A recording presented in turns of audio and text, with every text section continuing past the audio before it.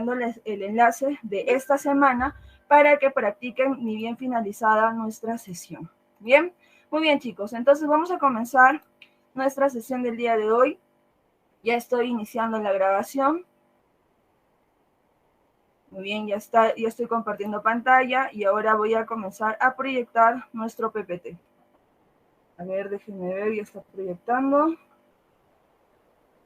Muy bien, ya está proyectando. No se preocupen que tengo otro dispositivo para poder leer sus mensajes, así que voy a estar viendo todos los comentarios que ustedes me puedan poner en el chat. Bien, muy bien chicos, comenzamos entonces nuestra sesión del día de hoy. Ya estamos en semana número 5. Recuerden que la semana 8 o la semana 9 ya vendrá el examen de literatura, así que por favor, miren, ya falta poco tiempo, les pido que repasen, ¿bien? Hoy nos toca hablar del vanguardismo y la narrativa contemporánea. Primero que nada, debemos ubicarnos en el contexto. Estamos ahora en el siglo XX, queridos estudiantes. ¿Qué años corresponden al siglo XX? Desde los años 1900 hasta 1999. Y tú debes saber, pues, que los años 1900, es decir, el siglo XX, pues, fue un siglo de muchos, pero muchos cambios para la historia, muchos cambios para la humanidad. ¿Por qué? Porque el siglo XX vamos a ver el desarrollo tanto de las ciencias, de las artes y también ciertos hechos históricos que marcan el desarrollo de la humanidad. En el ámbito del arte, tú debes saber que en este siglo, pues van a ser el séptimo arte, que es el cine, ¿entendido? El cine, que son estas imágenes en movimiento, van a permitir también que diversas obras literarias pasen a ser representadas en películas. Por lo tanto, eso va a ayudar a que la literatura también tenga un poco más de público, un poco más de gente que pueda verla y apreciarla. ¿Qué más? También en este siglo XX vamos a ver el desarrollo de las máquinas. Tú debes recordar que en este siglo XX, pues la industria de las máquinas, la industria de diversos instrumentos, aparatos van a ser constantes, como por ejemplo, vamos a ver la creación del automóvil, la del avión, la de la motocicleta, de muchos electrodomésticos, etc., etc., etc. La industria entonces va a tener mucho auge en este siglo XX, ¿bien? Ya en la historia tú debes recordar pues que en este siglo XX ocurrieron hechos trascendentales como son las guerras mundiales, ¿verdad? La Primera Guerra Mundial desde 1914 hasta 1939 y la Segunda Guerra Mundial desde la Primera Guerra 1914 hasta 1919. La Segunda Guerra Mundial desde 1939 hasta 1945. Y no solamente hubo guerras, también recuerda que luego se dio la Guerra Fría, las revoluciones rusa, china, cubana, etc. Entonces el siglo XX ha sido un siglo de muchos, pero muchos hechos históricos que, como te repito, marcaron definitivamente la historia universal. Bien, en el ámbito de la literatura, tú debes saber que a inicios de este siglo XX, vamos a ver el desarrollo de una corriente no solo literaria, sino una corriente artística que es el vanguardismo, ¿entendido? Anota, por favor, ¿cuál va a ser la palabra clave de este vanguardismo? Va a ser nada más y nada menos que la experimentación. Ahora sí, te toca a ti. Pregunta del millón, chicos y chicas, ¿qué entiendes por experimentación? ¿Qué significa experimentar? A ver, activa tu audio o escribe en el chat. ¿Qué será experimentar? ¿Probar algo nuevo? Ajá, probar algo nuevo. Conocer algo nuevo. Conocer algo nuevo, ¿ya? Tratar cosas nuevas, me dicen aquí, muy bien, Jesús. Claro que sí. Cuando nosotros hablamos de la experimentación, más que nada nos enfocamos en probar cosas nuevas, ¿entendido? La experimentación, ¿qué busca? Busca innovar. Busca que en este caso la parte tradicional, la parte conocida, te quede de lado. ¿Por qué? Porque vamos a tener este afán de conocer cosas nuevas, de probar cosas nuevas. Y el vanguardismo tiene ese objetivo, de dejar de un lado todo lo tradicional, lo canónico, y ahora crear cosas nuevas mediante la experimentación. Un ejemplo claro en el ámbito de la literatura es en la poesía. Como tú ves aquí, te estoy trayendo como ejemplo esta poesía que tiene una forma. ¿Alguien me puede decir cómo se llama este tipo de poesía? ¿Caligrama? Exactamente, muy bien. Y eso. Exacto. Muy bien, el caligrama, ¿verdad? ¿Qué es el caligrama? Es una poesía que tiene forma, ¿entendido? Y si te das cuenta, el caligrama rompe definitivamente con el estilo tradicional de una poesía. ¿Cuál es? Que vaya un verso debajo de otro, que tenga rima, que tenga métrica, etc. ¿Entendido? Eso es tradicional. Por lo que los vanguardistas dicen, no, ¿para qué seguir haciendo ese tipo de poesía? Innovemos, probemos cosas nuevas, experimentemos y ahí nace el caligrama. Entonces, si te das cuenta, este vanguardismo tiene ese objetivo, por lo cual va a generar grandes cambios dentro de la literatura y también de otras artes. Bien, como te dije, la vanguardia o vanguardismo no solo es una corriente literaria, es una corriente artística, que con este afán de experimentar cosas nuevas, vamos a ver que se van a crear los famosos ismos. Anota, ¿qué es un ismo? Un ismo es una escuela artística. Y en este caso, la vanguardia ves, va a tener varias escuelas, va a tener varios ismos, como los que tú ves en pantalla. Futurismo, cubismo, expresionismo, dadaísmo, surrealismo. ¿Entendido? Vamos a estudiar rápidamente cada uno de estas escuelas vanguardistas. Comencemos con el futurismo. Anota, por favor. El futurismo va a tener como palabra clave el culto a la máquina. Es decir, vamos a ver que aquí lo que más van a destacar los diversos artistas, ya sea pintores, ya sean literatos u otras artes, es justamente hacer esta idolatría a las máquinas. Como te repito, este siglo XX pues está habiendo muchas nuevas máquinas como el avión, la motocicleta, ¿no? En este caso, también vamos a ver que el futurismo va en el estilo de las construcciones, ¿no? Y otras máquinas que también desarrollan. Entonces, los futuristas van a hacer eso, van a idolatrar a la máquina como si fuera un símbolo de belleza, ¿entendido? ¿Qué más vamos a ver acá en el futurismo? Que también van a jugar y van a innovar en el sentido de las imágenes en movimiento. ¿Cómo es eso? Mira, fíjate acá.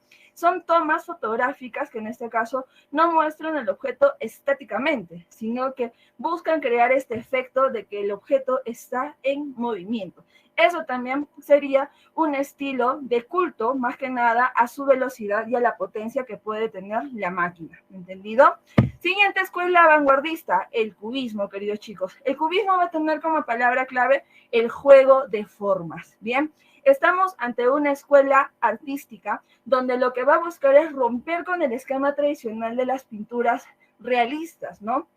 Que como bien dice su nombre, se va a pintar, se va a retratar a la persona, al lugar, al objeto, tal y como es. ¿Qué hacen los cubistas? ¿Qué dicen? No, ¿para qué seguir pintando algo realista si ya se puede ver desde la misma realidad? Juguemos con las formas, cambiemos el estilo de las formas. Y ahí está, como tú estás viendo estas pinturas, ¿no? Estas imágenes geométricas, estas imágenes que parecen distorsionadas o que no guardan un sentido lógico, pues ese es el cambio que propone el cubismo. Y dentro del cubismo, anota por favor, debes recordar a uno de los grandes pintores, que es nada más y nada menos que Pablo Picasso, ¿verdad? El pintor español, que como por ejemplo ves en las señoritas de Aviñón, claramente se ve pues este cambio, ¿no? Este estilo de juego de formas, ¿no? Mira la silueta de las chicas sobre todo, ¿no? Miras cómo están, en este caso, pintadas, dibujadas, ¿no? Mira la estética de los colores. Otra pintura que también es muy representativa de Pablo Picasso es la Guernica, que también juega con las formas. Entonces vemos que el cubismo propone ello. Y dentro de este cubismo también vamos a ver a Gustave Apollinaire, que propone en este caso los caligramas, que como te repito, los caligramas son estas poesías que tienen forma. Si te das cuenta, aquí también se juega con las formas. Bien, ese es el caso del cubismo. Seguimos ahora con el expresionismo, chicos y chicas. Ya su nombre lo dice, ¿no? Busca enfatizar las expresiones. Y un ejemplo de expresionismo, pues es la pintura que tú estás viendo aquí en pantalla. ¿Alguien me puede decir cómo se llama esta pintura, por favor? ¿El grito? Claro que sí, muy bien. ¿El grito de quién? De Edvard Munch, ¿verdad? Ahora, pregunta, ¿qué nos transmite este personaje que está en la pintura? ¿Qué nos transmite? ¿Agonía? Agonía, ya, muy bien. ¿Desesperación? Desesperación. Angustia. Angustia, muy bien. Aquí me dicen horror, perfecto, muy bien. ¿Qué más? ¿Ansiedad? Asombro, perfecto, ¿qué más? Ansiedad. Ansiedad, ya está, muy bien. Si te das cuenta, entonces, mira, todo lo que tú me has mencionado, ¿no? Ansiedad, agonía, horror, asombro, ¿entendido? Miedo también puede ser. ¿Son qué cosas? Son sentimientos, ¿verdad? Si te das cuenta, esta pintura no necesita que tenga textos para poder entender lo que nos está transmitiendo, todas las expresiones que podemos analizar en base a esa pintura. Eso es el expresionismo. Como te darás cuenta, aquí vemos la parte subjetiva, ¿no? Como ya hemos visto en la clase pasada, ¿no? El horror, el miedo, el asombro, ¿qué cosas son? Son sentimientos. Y cuando hablamos de sentimiento, definitivamente hablamos de la subjetividad. Entonces, vamos a ver que el expresionismo busca generar una visión subjetiva de la realidad, ¿entendido? Otra característica también importante del expresionismo es que busca darle mayor énfasis a lo fantástico, a lo absurdo y a lo irracional. Fantástico sí conocemos, irracional también. La pregunta del millón es, ¿qué entendemos por absurdo, queridos estudiantes? ¿Alguien me puede decir qué significa absurdo o qué entiendes tú por absurdo? Activa tu audio o escribe en el chat. Que no tiene razón lógica. Ajá, algo sin razón. Algo Desordenado. Claro. Muy bien, muy bien. ¿Qué es lo absurdo? Es algo ilógico, ¿verdad? Algo que, como bien dicen, no tiene sentido, no tiene coherencia. Algo que definitivamente es incoherente, como bien me han escrito acá Jesús, Michelle también, claro que sí. Entonces te pido que por favor anotes, porque vamos a ver a un autor dentro de un momento que justamente propone una narrativa absurda, es decir, una narrativa ilógica. Así que anota por favor qué significa absurdo, porque dentro de un momento te voy a preguntar. ¿Bien? Luego tenemos dadaísmo. Ah, ya me estás spoileando. Ah, muy bien, muy bien. Tenemos ahora al dadaísmo, chicos y chicas. El dadaísmo en este caso, pon como palabra clave la creación de una poesía lúdica. Estamos ahora ante una escuela vanguardista donde no le va a importar la forma de la poesía, tampoco el contenido de la poesía. ¿Por qué? Porque simplemente quiere generar una poesía donde la dinámica sea mucho más juguetona, ¿entendido? Eso es el dadaísmo. Como te das cuenta, también dentro de esa poesía lúdica se busca desarticular el lenguaje, es decir, dejar de lado todo lo que te ha enseñado tu profesor o profesora de lenguaje, ¿no? Las reglas, la gramática, sintaxis, semántica, no. Aquí los dadaístas dejan de lado ello para simplemente generar este tipo de poesía. Y una dinámica que proponen los dadaístas es la famosa dinámica del periódico recortado, ¿no? Que como tú ves aquí en este cuadro, tenemos pues a los 7 manifiestos de Dada de Edward Tázara, que dice así, ¿no? ¿De qué trata esa dinámica? Dice lo siguiente: coja un periódico, coja unas tijeras, escoge en el periódico un artículo de longitud que cuenta darle a su poema. Recorte el artículo, recorte enseguida con cuidado cada una de las palabras que forman el artículo y métalas en una bolsa. Agítelas suavemente. Ahora, saque cada recorte uno tras otro. Copie concienzudamente en el orden en que hayan salido de la bolsa. El poema se aparecerá ante usted. Si te das cuenta, si aplicamos esta técnica del papel recortado, definitivamente las palabras que salen no van a tener una linealidad, una lógica, entre una palabra y otra. Y es que el dadaísmo no busca eso, no busca que la poesía tenga lógica, no, simplemente busca generar busca jugar con las palabras nada más para ver qué se puede crear dentro de esa poesía. Bien, así es el dadaísmo. Por último, chicos y chicas, tenemos al surrealismo, ¿entendido? ¿Cuál va a ser la palabra clave del surrealismo? Mundo onírico, ¿entendido?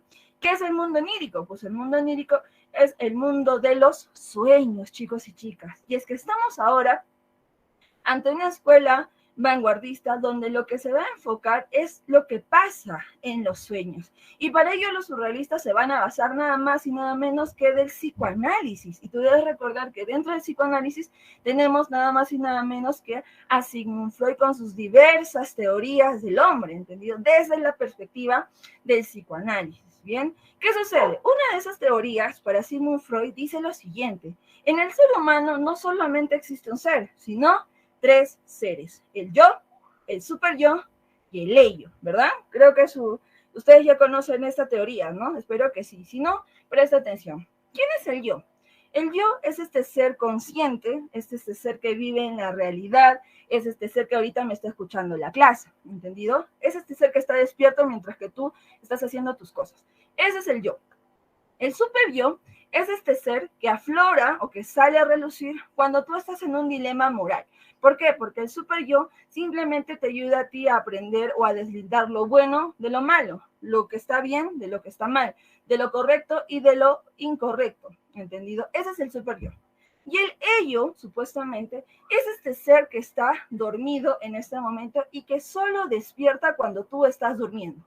Algo ilógico, ¿verdad? Ya que justamente nos dicen pues que en el ello está este ser que solo aflora cuando uno está soñando. Y que más aún, en el ello vamos a ver que lo que aflora van a ser tus sueños, ¿no? Estas situaciones ilógicas que en muchas ocasiones son aquellas cosas que tú lo tienes muy reprimido en tu interior, aquellos dolores que no puedes soportar en el mundo real. Y es por eso que cuando tú descansas, cuando tú duermes, recién esos sueños, esos anhelos, esos dolores o lo que tú estés teniendo en tu interior afloran mediante tus sueños, ¿entendido? Entonces, este mundo es lo que el surrealismo busca estudiar, ¿no? El mundo onírico. Ahora, cuando nosotros hablamos de este mundo de los sueños, definitivamente estamos hablando de una serie de situaciones que no son nada reales, no son nada lógicas, ¿entendido? Y que más aún son sueños o son situaciones que son imposibles de suceder en la realidad, ¿entendido? Así que si en la realidad no has logrado algo, en tus sueños ya lo has logrado. Ejemplo,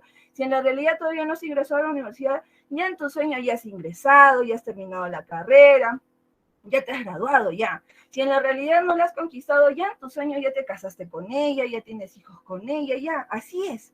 Ese es el mundo de los sueños, ¿entendido? Entonces, vamos a ver que uno de los representantes del surrealismo es Salvador Dalí, el pintor español también, que como te darás cuenta, trata de plasmar en su pintura, pues, este mundo ilógico, ¿no? Este mundo de situaciones y episodios un tanto extraños, como por ejemplo, mira acá, una mujer desnuda que está siendo apuntada por una escopeta, que también va a ser acechada por dos tigres, un tigre está siendo mordido por un pescado, al fondo vemos en este caso un elefante con patas largas, y si te das cuenta, el color de entorno pues es el color del cielo con las nubes, ¿verdad? ¿Por qué? Porque siempre nosotros asociamos las nubes, lo nublado, la neblina, ¿con qué? Como si fuera ese mundo de los sueños, ¿bien? Y en la literatura vamos a tener, por ejemplo, a Tomás Bretón con su libro Manifestaciones del Mundo Surrealista, donde él, pues, desde su literatura busca, de cierta manera, explicar cómo sería el mundo onírico. Entonces, chicos y chicas, vamos a ver que estas 5 escuelas vanguardistas que te acabo de mencionar tienen varios objetivos, ¿entendido? Buscan de todas maneras experimentar, innovar cosas nuevas dentro de ese siglo que se estaba desarrollando, ¿bien? Y vamos a ver que estas escuelas vanguardistas también van a influir en la literatura, porque en esa época, aparte del vanguardismo, se estaba dando la nueva narrativa contemporánea, que como te darás cuenta, si vamos al título, ¿a qué género va a ir enfocado esta nueva narrativa contemporánea? Pues al género narrativo, es decir, vamos a tener una serie de escritores, ya sea que elaboren cuentos o novelas, que van a innovar en la literatura narrativa, ¿entendido? ¿Mediante qué? Mediante la aplicación de innovaciones técnicas, ¿bien? Anota entonces cuál va a ser la palabra clave de la narrativa contemporánea, son las innovaciones técnicas. Ahora tú me harás la pregunta de millón, ¿qué cosa es una innovación técnica? ¿De qué me está hablando? Perfecto. Pregunta, ¿cómo es una narración tradicional? ¿Cuál es la Lineal. secuencia tradicional de un cuento o de una novela? A ver, ¿quién me puede decir? Lineal. Ya, ¿y cómo es esa narración lineal? Cuéntame, por favor. Tradicional. ¿Ya está? ¿Cuál es el orden? ¿Cuáles son las partes de una narración lineal? Pasado, presente y futuro. Ya, esas son las conjugaciones del verbo, pero vas por ahí. Inicio, nudo y desenlace. Ahí está. Exactamente. Flashback, ¿no? Inicio, Flashback. nudo, desenlace, claro que sí. Muy bien. Siempre a nosotros nos han enseñado que debemos, que en este caso las lecturas que siempre tenemos o las veces que hemos creado una historia, siempre nos dicen, ¿no? Debes iniciar con el inicio, valga la redundancia. Luego tienes que crear el nudo y finalmente el desenlace. Esa es la estructura tradicional de cualquier cuento o de cualquier novela, pero es tradicional. ¿Qué va a proponer la nueva narrativa contemporánea? Romper con la tradición. ¿Y cómo va a romper con la tradición? Creando nuevos estilos de narrar una historia, nuevas estrategias de narrar una historia. Como por ejemplo, tú ves ahí una imagen, ¿no? Del inicio puedes irte al pasado, generar una pequeña historia de antecedente que luego te ayuda a conectar al nudo, y del nudo también puedes crear una historia tangente, paralela, que puede desarrollar algún personaje, que luego desemboque al desenlace. Y del desenlace puedes crear un segundo libro que trabaje pues como una secuela de la primera obra. Entonces, si te das cuenta, rompemos definitivamente el esquema tradicional de una narración. ¿Gracias a qué? Gracias a las innovaciones. Como bien dice su nombre, ¿no? Vas a innovar, vas a cambiar técnicamente el estilo de narración. Y no solamente hay una innovación técnica, tenemos 5 innovaciones técnicas que durante este siglo XX se van a desarrollando. La más conocida, la más utilizada, pues es la ruptura cronológica, ¿no? Y un ejemplo, pues es lo que estamos viendo aquí en pantalla. Definitivamente se rompe con la línea tradicional del tiempo, ¿bien? La ruptura cronológica entonces tiene ese objetivo, romper con el esquema inicio, desarrollo y desenlace y ahora jugar con las diversas facetas del tiempo, ¿no? Con las diversas situaciones, ¿entendido? Y te repito, pues que esta innovación técnica es muy utilizada, no solo en la narrativa, también en las películas, porque tú debes recordar que hay muchas películas que trabajan con el viaje del tiempo, ¿no? En este caso con los saltos al pasado o los saltos al futuro, etc. La más conocida hasta el momento, ¿cuál es? Avengers Endgame. Todos hemos visto Avengers, ¿sí o no? Claro que sí, ¿sí o no? ¿Qué hacen en la segunda parte, no? ¿Qué hacen? Se van al pasado a recoger las gemas del infinito para venir al presente y de allá para qué se traen a Thanos para su desarrollo del futuro. Entonces ahí vemos el juego del tiempo, ¿no? Acá me mencionan a Bardock de BBZ, ya está, perfecto, muy bien, claro que sí. Entonces vemos pues que la ruptura cronológica está muy bien utilizada en varias películas y también en varios libros, ¿entendido? Luego tenemos al monólogo interior. Como bien dice su nombre, vamos a ver que aquí la narración solamente va a estar a cargo de una persona, que va a ser su monólogo, ¿entendido? Pero ¿por qué se llama interior? Porque en este caso se refiere más que nada a escribir todas las ideas personales que tienes en la cabeza, en tu interior, ¿entendido? Ejemplo claro. Tú ahorita me estás escuchando, si me estás atento a mi clase, estás anotando y todo lo demás, pero tú no me puedes negar que en tu cabecita están corriendo varias ideas, como por ejemplo, ¿a qué hora terminará la clase? Como por ejemplo, ¿qué estará cocinando mi mamá? Por ejemplo, ¿qué haré en la tarde? Seguramente veré el juego de calamar, ¿no? Etc. ¿O qué más, no? Seguramente la llamarás a ella. Es decir, en tu cabecita está corriendo varias ideas, porque en tu cabecita, pues todos los pensamientos, las ideas son dinámicas, ¿entendido? Ese sería tu monólogo interior, escribir todas tus ideas, todos los pensamientos que estarían en tu cabeza, ¿entendido? Ahora, la pregunta de millones. Si yo agarro todas mis ideas que están en mi cabecita y las escribo tal cual aparecen, todas esas ideas van a tener coherencia, van a tener sentido lógico. No, ¿verdad? Claro que no, ¿entendido? Si tú plasmaras todas tus ideas así en el orden que están apareciendo y los llevaras a escritura, definitivamente no van a tener lógica, no van a tener en este caso coherencia, mucho menos hilación de las ideas, ¿entendido? ¿Por qué, chicos? Porque te repito, así es nuestra cabecita, así son nuestras ideas, son muy dinámicas, son muy complejas, son muy caóticas. Entonces, esas son las características del monólogo interior. Luego tenemos la multiplicidad de voces, que ya su mismo título lo dice, ¿no? Dentro de una narración vamos a tener varias voces que van a hablar, que van a mencionar algunos fragmentos de la obra, ¿entendido? Puede ser que no solo hable un personaje, sino también puede hablar otro personaje, un antagonista, cualquier personaje ya va a tener una voz donde pueda transmitir alguna idea dentro de la misma obra literaria. Luego tenemos las historias paralelas, que como también dice su título, ¿no? No vamos a tener solo una historia dentro de la obra, podemos tener 2 historias, 3 historias que se están dando en paralelo y que sobre todo los personajes se pueden entrelazar dentro de cada una de esas historias, ¿bien? Y por último, chicos, vamos a tener acá a otro tipo de narrador, que es el narrador parcial, que como bien dice su nombre, ¿no? Ya no va a ser ese narrador omnisciente que todo lo ve y el que todo lo sabe. No, no, no. Ahora vamos a tener a un narrador que solo va a contar una parte de la historia y sobre todo lo va a contar desde su propia perspectiva. Entonces, mira cómo estas innovaciones técnicas pues van a ser muy utilizadas, van a generar grandes cambios en las narrativas de las novelas que vamos a tener en ese siglo XX y que hasta el día de hoy vemos y conocemos a muchos autores que siguen aplicando estas innovaciones técnicas. Bien, ¿qué más? ¿Qué otras características pues tiene esa narrativa contemporánea, aparte de las innovaciones técnicas? Y es que también va a haber una experimentación lingüística. ¿Qué quiere decir esto? Que aquí van a también dejar de lado la gramática, es decir, van a dejar de lado las palabras tradicionales, hasta pueden crear nuevas palabras, valga la redundancia, ¿entendido? De acuerdo al texto que están escribiendo, ¿bien? ¿Qué más? Como estamos viendo que el siglo XX pues, es un siglo de bastantes cambios, de bastantes hechos históricos, la temática va a ser mucho más variada. Ya no solamente va a ser novelas que hablen del amor, no, no, no.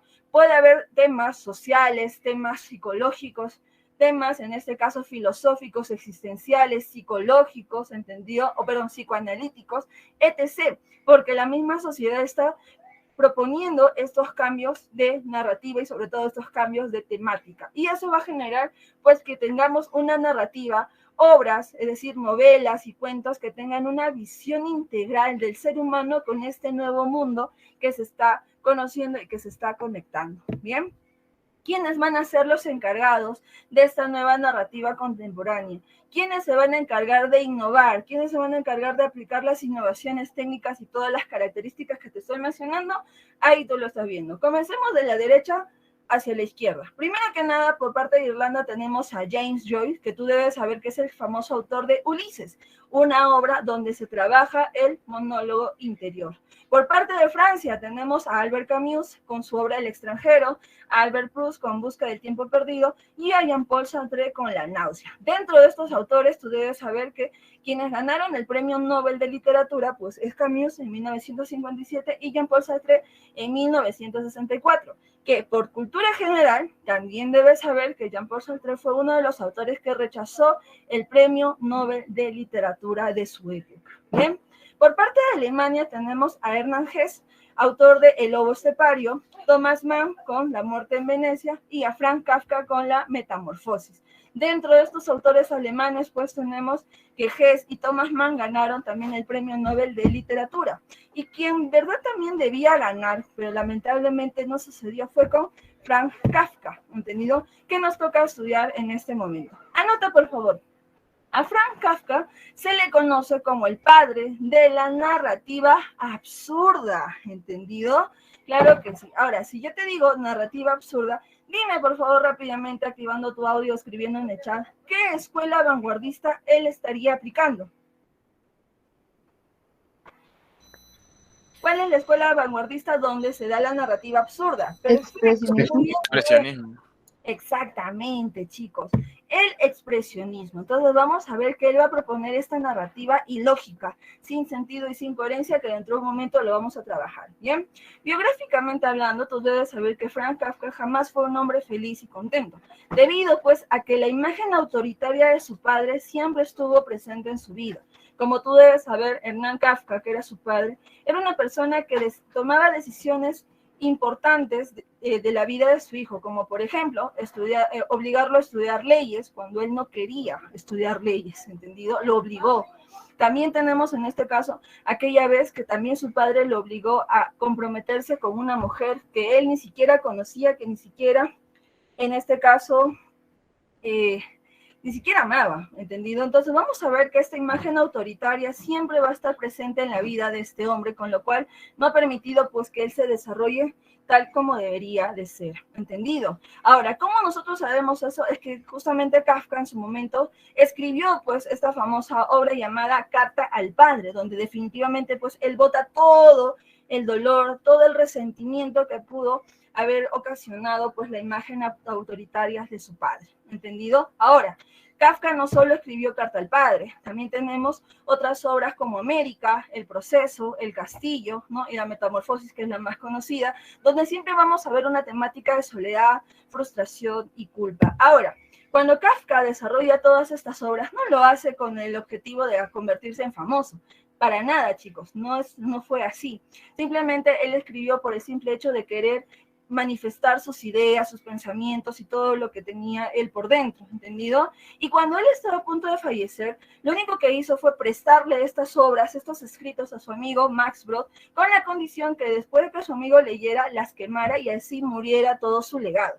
Pero cuando Max Brod lee La Metamorfosis y otras obras más que escribió Kafka, se da cuenta pues que este hombre en vida desarrolló trabajos o temas muy importantes para la sociedad de esa época. Por eso es que Max Brod va a ser el encargado de publicar las obras de Franz Kafka póstumamente, es decir, cuando él ya había fallecido. Bien, aparte de trabajar una narrativa absurda, también vamos a ver que dentro de sus obras también trabaja pues esta temática del surrealismo, es decir, presentar momentos de sueños y también momentos de pesadillas dentro de su narrativa. Por último, queridos estudiantes, y por favor les pido que anoten nada más, es que él también, dentro de su narrativa, vamos a ver que presenta una actitud cuestionadora, específicamente del hombre moderno. ¿Qué dice Kafka con respecto a este hombre moderno que está viviendo en el siglo XX? Pues él dice, en este caso, que este hombre moderno está abandonando su esencia de ser humano. ¿Por qué? Porque el hombre moderno se está convirtiendo en una máquina, se está maquinizando. Y tú me preguntarás, ¿cómo es eso, Miss? Es que en esa época, donde las industrias, las fábricas, pues tenían mayor apogeo, vamos a saber que la vida del hombre, pues es una vida muy rutinaria. ¿Cómo es así? Pues el hombre se levantaba temprano, ¿qué hacía? Se iba al trabajo, pasaba ahí 8, 10, 12 horas, luego volvía a su casa cansado, con las justas comía, luego se ponía a descansar y al día siguiente, ¿qué va a hacer? Lo mismo. Y al otro día, lo mismo, lo mismo, lo mismo. Entonces, para Kafka, esta situación, esta rutina del hombre moderno definitivamente pues lo está convirtiendo en una máquina que está haciendo lo mismo todos los días. Y eso es lo que cuestiona él. Y lo vamos a ver más que nada en qué obra, pues en La Metamorfosis, donde el ejemplo del hombre moderno va a ser Gregorio Samsa. Pues este que trabajaba como vigilante de comercio hacía de su vida una rutina, ¿no? Se levantaba temprano, iba a su trabajo que era vigilante de comercio, llegaba después de 8, 10, 12 horas, ya que era el único que trabajaba en su casa. ¿Qué hacía? Llegaba, cenaba con su padre, su madre y su hermana, se iba a descansar y al día siguiente hacía lo mismo y así pasaba todos los días, ¿entendido? Hasta que un día, ¿qué sucede? Pues Gregorio Samsa despierta y se da cuenta que algo en él ha cambiado. Se da cuenta que ya no tiene manitas, sino tiene patitas. Luego ve en su frente que le ha crecido 2 cositas, antenitas. Luego cuando se toca su cuerpo siente todo durito. Y cuando ve en su espalda le ha crecido un enorme caparazón. Gregorio Samsa se da cuenta que se ha convertido en un insecto, pero él dice, no, esto es una pesadilla, no, me voy a volver a dormir. Y se va a dormir. Pero cuando despierta, se da cuenta que no es un pesadilla. Oh no, ¿qué ha sucedido? Gregorio Samsa sí ha despertado convertido en un insecto. Pregunta, chicos, ¿es normal, es lógico que tú un día despiertes convertido en un insecto? No. No, sí o no, claro que no. Es Soñando, profe. absurdo, claro que sí. Es definitivamente absurdo. Entonces, mira cómo ya está apareciendo la narrativa absurda dentro de esta novela, ¿entendido? Pero otra cosa que sucede en Gregorio Samsa es que él no se asusta por la forma que tiene, no, él se preocupa. Se preocupa más que nada porque ahora que está convertido en un insecto, ¿qué es lo que no va a poder hacer? No va a poder trabajar. Y si no trabaja, no hay salario. Y si no hay salario, su familia se va a morir de hambre. Y si su familia se muere de hambre, pues él va a tener la culpa. Eso es lo que está pensando Gregorio Samsa. Pero date cuenta, ¿no? O sea, él está dejando de lado su situación personal para preocuparse sobre el campo, sobre la la preocupación laboral que está sucediendo. Entonces, si te das cuenta, también vemos, pues, que se está deshumanizando por completo y le está dando énfasis, pues, a lo que es el mundo del trabajo, ¿no? Su situación laboral. Entonces, date cuenta, pues, lo que nos transmite esta novela. Sigamos. Mientras que Gregorio Samsa, pues, está ahí todo preocupado, ¿no? Está pensando si opta por el trabajo remoto, ¿no? Pedir este trabajo virtual y todo lo demás. ¿Qué sucede de afuera? Pues su jefe toca la puerta todo molesto, ¿no? Y su mamá de Gregorio Samsa le abre y le dice, y el jefe le dice a su mamá, ¿no? Señora, su hijo está muy tarde, si no viene en este momento, su hijo será despedido. ¿Dónde está? Y los dos van hacia el cuarto. Y cuando llegan, pues ven este enorme insecto que está ahí en la cama, ¿entendido? El jefe, ¿qué hace? Pues sale huyendo despavorido por el monstruo que acaba de ver. Su madre, que reconoce a su hijo que ahora está convertido en un insecto, se altera y se desmaya. Luego, ¿quién viene? Viene su hermana, ¿entendido? Que cuando ve a su hermano convertido en un insecto, pues siente mucha compasión por él y es la única que siempre le va a llevar comida a su hermano, ¿entendido? Toda reacción contraria, ¿quién la va a tener? Su padre. ¿Por qué? Porque su padre, al ver a su hijo convertido en un insecto, ¿qué siente? Desprecio. Y más aún le dice, ¿no? Ahora que eres un insecto, definitivamente no me sirves para nada, eres un inútil, ya que si tú, ahora que eres un insecto, ya no vas a poder trabajar, entonces, ¿para qué me sirve? Le dice su padre. Con lo cual, también el padre, mostrando la imagen autoritaria, ¿qué va a hacer él? Lo va a obligar a su hijo que se quede encerrado en su cuarto y que no salga por ningún motivo. Y así va a suceder. El pobre Gregorio Samsa, pues va a ver que su nuevo mundo solamente será su cuarto. Mientras tanto, ¿qué hace su familia? Pues empiezan a vender algunas cosas para tener algo de dinero, ¿entendido? Pero el negocio, pues, de la venta de reliquias no les funciona. Y es por eso que ellos, ¿qué deciden? Deciden dar en alquiler algunos cuartos de la casa, donde van a llegar 3 huéspedes a vivir dentro de ahí. Y un día sucede, pues, que estos huéspedes estaban en la sala y Gret, su hermana, justamente, la hermana de Gregorio Samsa, perdón, ¿qué hace? Pues empieza a tocar el violín para distraer a los huéspedes. Y Gregorio Samsa, que reconocía muy bien la melodía de violín de su hermana, ¿qué hace? Pues él, sin querer, poco a poco sale de su cuarto y se está acercando de la sala. ¡Oh, no! ¡Sorpresa! Los huéspedes ven al insecto. ¿Y qué hacen los huéspedes? Pues salen huyendo desprevenidos y no vuelven más. Cuando el padre de Gregorio Samsa se entera que los huéspedes huyeron debido a que vieron al insecto de su hijo, ¿qué hace él? Pues lleno de cólera, lleno de rabia, empieza a lanzarles cosas donde una manzana, ¿dónde le llega? Le llega el caparazón de Gregorio Samsa, generándole una enorme herida. Pero esa herida no se compara a la herida interna que tiene Gregorio Samsa, porque sintiéndose inútil, sintiéndose improductivo ante esta sociedad moderna, ¿qué pasa con Gregorio Samsa? Pues él anhela la muerte. Él ya no quiere vivir más así.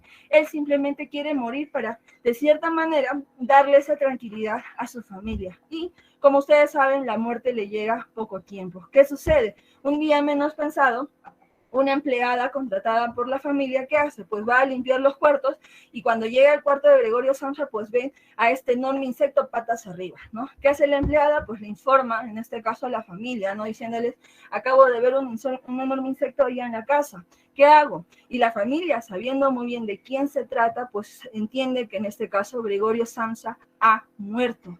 Pero te vas a sorprender mucho qué es lo que decide la familia. La familia decide en este caso irse de viaje, chicos. ¿Para qué? Para olvidar la mala experiencia. Pregunta del millón. ¿Es normal? ¿Es lógico que cuando un ser fallece, la familia se vaya de viaje? No, Débora Luto. O para olvidar las penas. No, profe.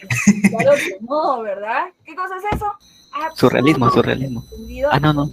Absurdo, ¿entendido, chicos y chicas? Es absurdo. Entonces, date cuenta que en la metamorfosis definitivamente vemos varios temas muy importantes, ¿no? La situación del hombre moderno y sobre todo la narrativa absurda, ¿bien? En este caso, ¿cuál es el tema principal de la metamorfosis? Va a ser la alienación. ¿Qué significa alienación? Anota, es el cambio de personalidad. Y ojo, este cambio no solo es físico, también es mental, ¿entendido? La alienación juega aparte la parte física y la parte emocional del ser humano. Cambias por completo, te transformas por completo. Otro tema que también estamos viendo aquí definitivamente es la deshumanización del hombre moderno, ¿entendido? Cuando el hombre deja su estado de ser humano, deja de lado su parte de disfrutar de la vida y se convierte en una máquina que hace de su vida rutinariamente. Todo lo mismo todos los santos días. La pregunta del millón, ¿esta situación solamente se vive en el siglo XX o también estamos viviendo ahora en el siglo XXI? ¿Qué me dicen ustedes, chicos?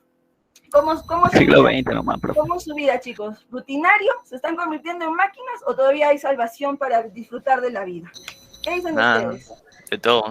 Nada, Es monótono, profe. Entonces, mira, una pregunta. Dime. Del insecto al final era un escarabajo, ¿no? ¿O nunca No, se aclaró? simplemente en la narrativa nos dicen que es un insecto. Porque no el último que leí que señalan... estaban discutiendo biólogos de Diminuto es que están quedando en un escarabajo, están quedando en eso. Lo último que leí. Bueno, hasta que queden, vamos a ver, porque la novela no nos dice qué insecto es. Hasta ahora no, si tú lees la Metamorfosis, no nos señala qué insecto es. ¿Entendido? Simplemente nos dicen que es un insecto. Nada Pero más. en el librito sale una cucarachita, profe. Eso también sale en el libro original. Puede salir una cucaracha, pero no es definitivamente una cucaracha. Simplemente nos dicen que es un insecto. Nada más. Profe, en el libro original no sale una cucaracha, ¿no? ¿Sí? No sale. Es que recuerden que las portadas de los libros cambian. O sea, no hay una portada definitiva. ¿Entendido? No. Ya las diversas editoriales le ponen otro diseño, ¿no? Un animal parecido, pero como les repito, el contenido de la obra simplemente dice que es un insecto. Nada más. ¿Entendido? Muy bien. Vamos a ver entonces. Esto, chicos, es claramente un ejemplo de narrativa allá en Europa. ¿Qué está pasando en Estados Unidos? En Estados Unidos, si en Europa, en Francia, pues se está viviendo la vanguardia, se está viviendo en este caso la narrativa contemporánea y todo lo demás, ¿qué está pasando en Estados Unidos? Pues se está viviendo una etapa conocida como la generación perdida, que va a ser un grupo de escritores, ¿entendido? ¿A qué se debe? ¿Por qué se llama así? Es que tú debes recordar que cuando se terminó la Primera Guerra Mundial, que fue en 1919, tú debes saber que Estados Unidos no participó en la Primera Guerra Mundial, no estuvo ahí. Pero Estados Unidos estaba participando indirectamente, porque Estados Unidos estaba vendiendo armas a los países que se estaban enfrentando, ¿entendido? Y esta venta definitivamente, pues, generaba grandes ingresos en Estados Unidos, chicos. Estados Unidos tenía plata como cancha, ¿entendido? Por eso es que en 1920 en adelante se van a vivir los locos años 20, ¿entendido? Averigua, por favor, googlea de qué trataba esos locos años 20. Más que nada, se trataba pues de esta etapa de esplendor que vive Estados Unidos porque tenían bastante dinero, ¿no? La gente derrochaba la plata más no poder, tenían fiestas todos los santos días, vivían la mejor opulencia, la mejor gana, más aún compraban los autos últimos modelos de la marca Ford, que era la más conocida, ¿no? O sea, la gente, la vida de Estados Unidos en esos años 20 pues era lo máximo, hasta que en 1929 ¿qué se da? Se da la Gran Depresión, se da el famoso Jueves Negro. ¿Por qué? Porque la bolsa de valores de Wall Street generó un gran impacto económico, ya que el valor del dólar en cuestión de minutos no servía absolutamente nada. Los ricos, los hacendados, pues en cuestión de minutos ya no tenían plata. ¿Y esto qué va a generar? Como bien dice su nombre, la Gran Depresión. Estados Unidos en 1929 pues vive un shock económico, un shock social. La gente que se creía rica, poderosa, pues ya se sentía pobre, ¿no? Ya era pobre y esa situación, ese cambio brusco, pues generó que muchas personas que decidieran quitarse la vida. Tú debes recordar que en esta época también se dan los grandes suicidios, ¿no? Vamos a ver la caída de los grandes adinerados, pues, en los famosos rascacielos de Nueva York, ¿entendido? Entonces, la sociedad estadounidense, debido a la Gran Depresión, pues, está en una crisis social, en una crisis existencial. Por eso, es que un grupo de escritores norteamericanos, ¿qué decidieron? Decidieron irse de Estados Unidos, decidieron autoexiliarse, ¿entendido? ¿Por qué? Porque no soportaban la sociedad que estaban viendo. ¿Y qué hacen? Pues ellos se van. Solitos se deciden ir ¿a dónde? A París, a Francia, para seguir viviendo allá la vanguardia y todo lo que está sucediendo. A ellos justamente se le conoce la generación perdida. ¿Quiénes conformaban esta generación? Ahí estás viendo a William Faulkner con El ruido y la furia, John Steinbeck con Las uvas de las iras, Scott Fitzgerald con El gran Gatsby, John Dos Passos con Manhattan Transfer, y el más conocido, que es nuestro amigo Ernest Hemingway con su obra El viejo y el mar. Como te darás cuenta, dentro de esta generación perdida, pues tenemos a 3 que ganaron también el Premio Nobel de Literatura, y el más conocido, ¿quién es? Pues nuestro amigo Ernest Hemingway, ¿entendido? Hablemos rápidamente de Hemingway, queridos chicos y chicas. Biográficamente debemos saber, pues, que Hemingway, primero que nada, estuvo presente en las guerras mundiales, sobre todo en la primera, ¿entendido? ¿Por qué? Porque él fue un corresponsal de periodismo, ¿entendido? Él fue en las guerras, él estuvo reportando, pues, las últimas noticias por ahí. Por eso es que en su narrativa, en sus diversas novelas, vamos a ver ese estilo periodístico que se caracteriza por mencionar frases cortas y directas. Otra cosa que también podemos ver dentro de su narrativa, pues es una narrativa autobiográfica. ¿Por qué? Porque él va a insertar ciertas experiencias personales a sus obras. Experiencias como la pesca, la caza, la guerra, la tauromaquia, la bohemia. ¿Bien? También en su narrativa vamos a ver que él siempre va a mostrar personajes vencidos, personajes marcados por la fatalidad. Es decir, él no va a crear novelas con un final feliz, ¿no? Con una historia alegre, no. Él busca plasmar la situación que se está viviendo tanto en Estados Unidos como en otras partes del mundo, mediante estos personajes vencidos y sobre todo la lucha que hacen estos personajes vencidos para encontrar la felicidad, si podemos ponerla en ese aspecto. Otro punto también importante es que muestra esta lucha entre el hombre y la naturaleza, ¿bien?